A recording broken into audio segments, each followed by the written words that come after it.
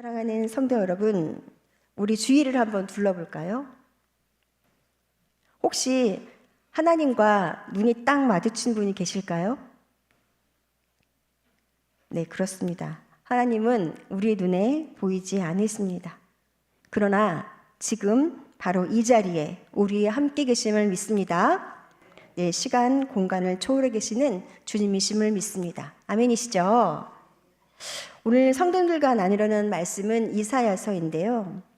선지자 이사야가 얼마나 깊은 고뇌와 또 간절한 사랑의 마음으로 이사야서를 기록한지를 먼저 아시고 들으시면 이해가 더 빠르실 것 같습니다. 이사야의 마음속에는 두 가지의 감정과 목적으로 가득 차 있었는데요. 하나는 하나님의 거룩하심 앞에 죄악으로 물든 동족에 대한 불타는 안타까움과 심판의 경고였고요. 다른 하나는 그럼에도 불구하고 그들을 향한 하나님의 포기하지 않는 사랑과 구원의 약속을 전하려는 간절함이었습니다. 이사야가 활동하던 기원전 8세기 경의 남유다는 정치적으로도 또 사회적으로도 영적으로도 매우 극심한 혼란기를 겪고 있었는데요. 아수르와 바벨론이라는 강대국의 위협 속에서 이스라엘이라는 국가는 바람 앞에 등불처럼 연약하기 그지없었습니다. 그리고 내부적으로는 의리, 도의, 정의에 대한 관심이라고는 1도 없는 상황이었고요. 우상숭배는 마치 너무나도 당연한 것처럼 사람들의 삶 전체에 널리 자리 잡아 만연해 있었습니다.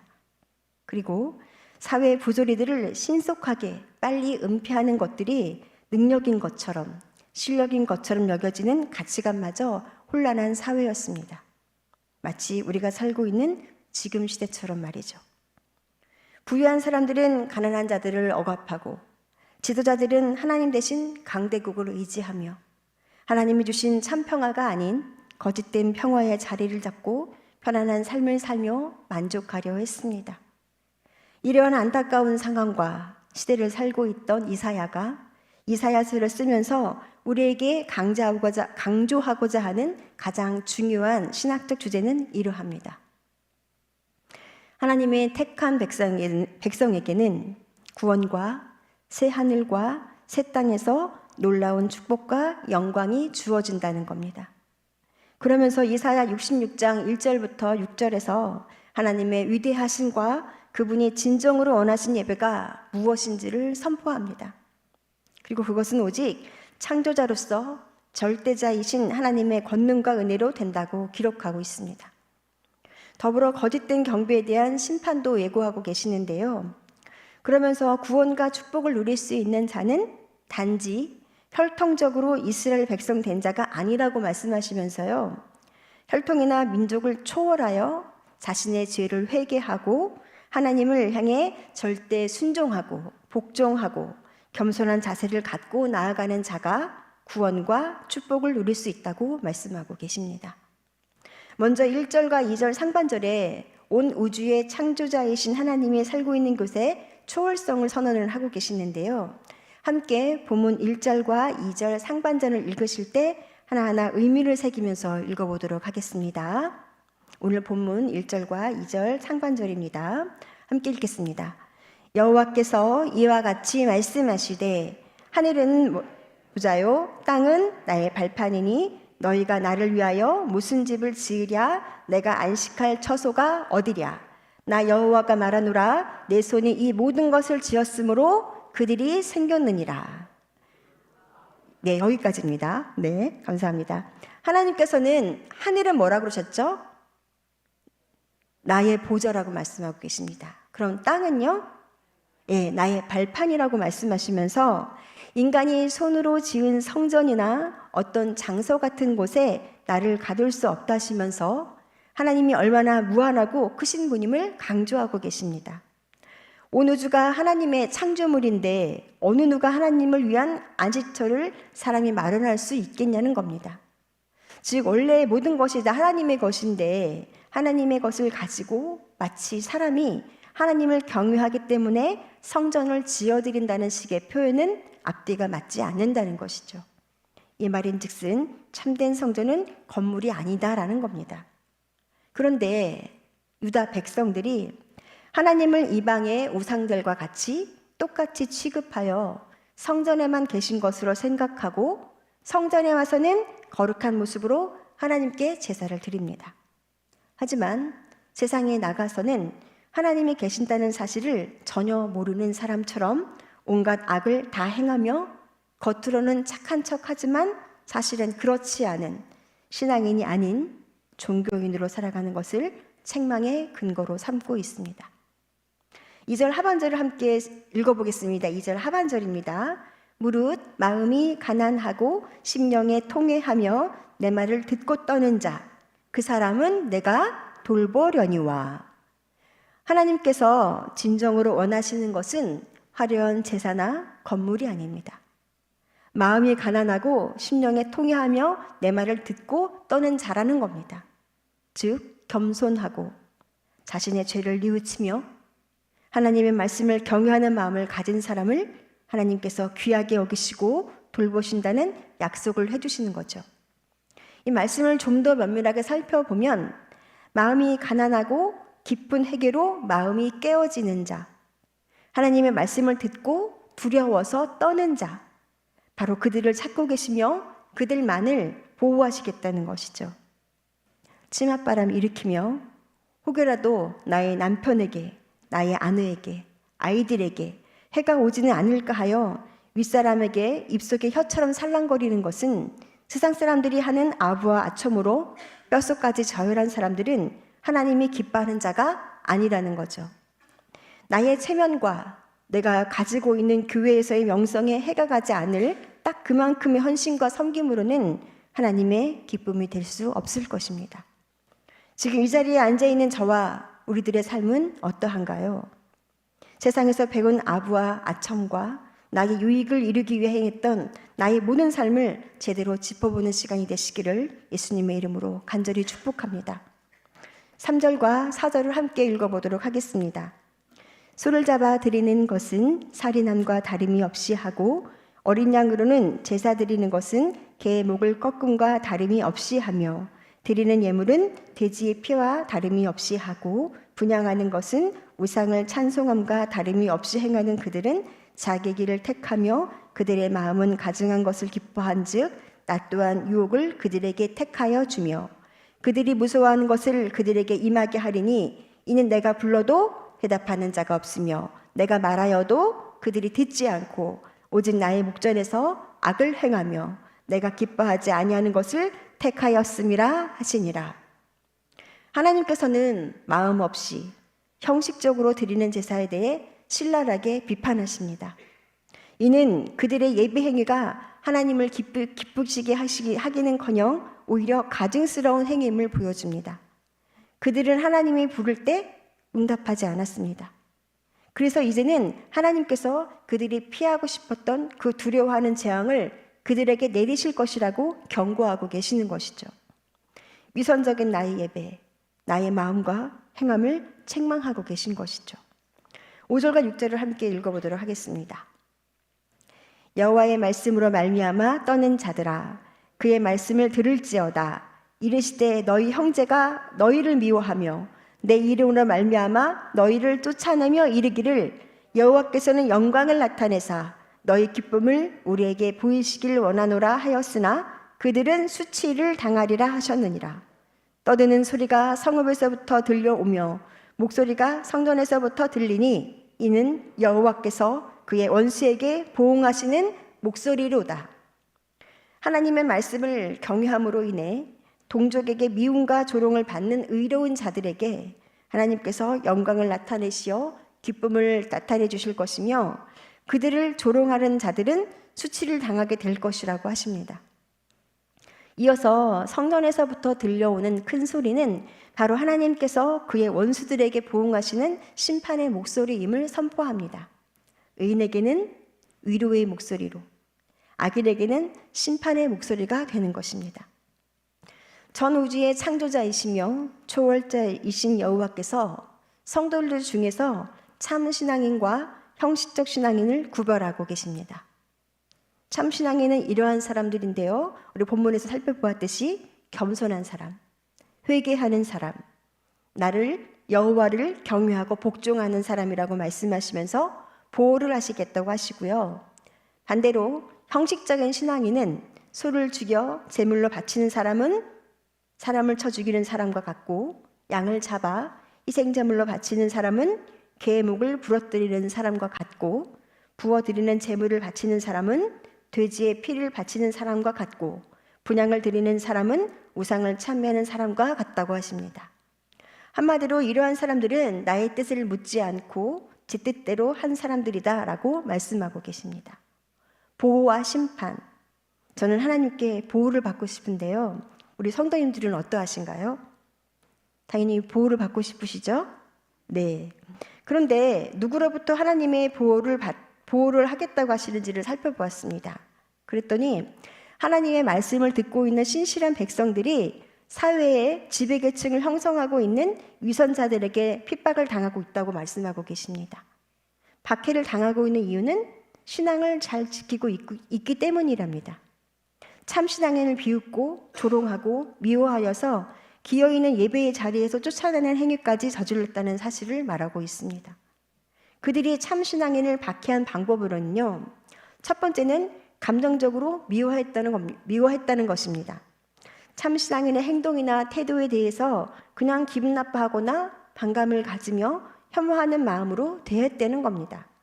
그리고 언어로서도 멸시와 모욕을 일삼았는데요. 단순한 말싸움을 넘어서 상대방의 존엄성과 자존감을 크게 해치는 언어적인 폭력을 행한 것이죠. 이를테면 너 따위가 뭘 알아. 아무리 잘못한 우리의 행동이 있어도 우리를 너가 어찌하지는 못해. 이런 식인 거죠. 또한 행위로서도 참 신앙인을 낭패스럽게 했다는 것인데요. 힘으로는 강제적으로 행동하고 심리적으로는 아무것도 할 수 없게 무력하게 만들어 참 신앙인을 특정 공간이나 상황에서 배제하거나 몰아내는 행위를 말하고 있습니다. 단순한 감정 표현이나 우연한 결과가 아니라 의도적이라는 것이죠. 고의적으로 힘들게 하고 위축하게 만들며 때로는 잘못된 일들도 잘못된 것이 아닌 것으로 만드는 상황도 연출하는 것이죠. 말이 세 가지지 얼마나 다양한 방법으로 힘들게 하고 마음 아프게 했을지 상상이 안 갑니다. 얼마나 하나님 보시기에 마음이 아픈 이들을 범했음을 알 수 있습니다. 그런데 이처럼 참 신앙인들을 극심하게 핍박한 자들이 너희 형제라는 겁니다. 이에 해당하는 아헤켐이라는 히브리어 단어는 너희 형제들이라는 의미로 단수가 아닌 복수로 사용되고 있는데요. 이 너희 형제는 친형제라는 의미라기보다는 동족이라는 의미로 한 조상에서 나온 이스라엘 자손을 나타내는 표현입니다.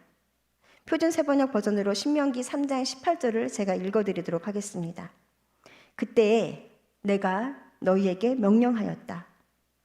주 너희 하나님은 너희에게 요단강 동쪽에 있는 이 땅을 주셔서 차지하게 하셨다. 그러므로 너희는 너희의 동기인 이스라엘의 다른 지파들도 땅을 차지할 수 있게 도와주어야 한다. 너희의 용사들은 무장을 하고 이스라엘의 다른 지파들보다 앞서서 요단강을 건너가거라. 서로 돕고 보살펴 주어야 할 형제들이 핍박하는 관계로 변질된 겁니다. 형제라는 사실에서 그 잔혹함과 더불어 핍박받는 자의 고통은 더 크게만 느껴집니다. 이방 민족들로부터 조롱을 받고 핍박을 받는 것은 그들이 여호와 하나님을 알지 못하는 민족들이라는 점에서 어느 정도 이해가 될 수 있겠습니다. 하지만 지난 역사 과정을 통해서 하나님에 대해서 잘 알고 있는 이스라엘 백성이 자신의 동족인 참 신앙인을 핍박한다는 것은 도저히 있을 수 없는 일로 핍박자들의 죄악이 얼마나 심각한지를 말해줍니다. 어떤 학자들은 이 형제를 종교, 정치, 사회의 지도층 인사들로 해석하기도 하는데요. 대부분의 학자들이 본문 5절과 6절의 선언을 포로 귀환 후 정착시대의 환경과 관련된 예언으로 보고 있습니다. 그 시대에는 여호와에 대한 신앙을 신실히 지키고 율법을 거룩하게 지키며 정직하고 의롭게 살아간 사람들이 대부분 사회적 약자들이었습니다. 반면에 종교, 정치, 사회의 지도층 인사들은 대부분 영적으로 이치에 어긋난 길을 걸었다는 점에서 합리적 의심을 가지게 됩니다. 하지만 계속해서 박해를 받는다고 하더라도 신앙을 굽히지 말고 여호와의 보응을 기대하면서 여호와를 신실하게 따르라는 격려의 메시지를 우리에게 남겨주고 계십니다. 하나님께서는 이스라엘의 참 신앙인들이 이방인이 아닌 그 내부로부터 박해와 핍박을 받을 것을 미리 예언해 주셨었는데요. 베드로전서 4장 12절에서 사랑하는 여러분, 여러분을 시험하려고 시련의 불길이 여러분 가운데 일어나더라도 무슨 이상한 일이나 생긴 것처럼 놀라지 마십시오. 우리가 선을 행하려다가 낭패를 보는 일이 있다 하더라도 놀라지 말아야 합니다. 하나님이 살아계셔서 시퍼렇게 두 눈을 부릅뜨고 하나님의 말씀을 진정으로 따르고 떠는 자와 위선적이어서 회칠한 무덤같이 하나님의 사람인 것처럼 사는 자들을 구별하고 계시니 말입니다. 당시 종교 지도층 인사들이 여호와의 이름을 위한다는 명목으로 거룩하지만 힘이 없는 형제들을 성전 예배 등에서 쫓아냅니다. 겉으로는 성전 질서를 지키는 등 여호와를 위한다는 명분이었지만 실제로는 여호와께서 정하신 질서나 명령을 거슬러 사람들을 예배하지 못하도록 가로막은 패역한 행위였죠. 당시 여호와의 말씀으로 말미암아 떠는 자들은 그 바른 신앙 때문에 부당한 핍박을, 그것도 여호와를 모르는 이방인이 아닌 같이 여호와를 섬긴다고 하는 종교 지도자들에 의해 당했던 것이죠. 이와 같은 유대의 종교자들에 의한 급심한 핍박은 예수 그리스도에 이어 그의 제자들에게까지 동일한 핍박이 반복되었습니다. 종교가 형식화되고 여호와에 대한 신앙이 화석화되면 외적 의식이라는 껍데기만 남습니다. 진정한 영적 생동력은 사라지고 마는 것이죠. 지금을 살고 있는 저와 여러분은 어떠합니까? 내 마음에 진정한 영적 생동력이 있으신가요? 우리의 마음은 화석화되지 않고 하나님의 말씀을 받아들일 수 있는 옥토밭인가요? 우리의 마음을 점검하며 이 시간 귀하게 역사하시는 시간 되기를 간절히 소망합니다. 너무나도 두렵고 떨립니다.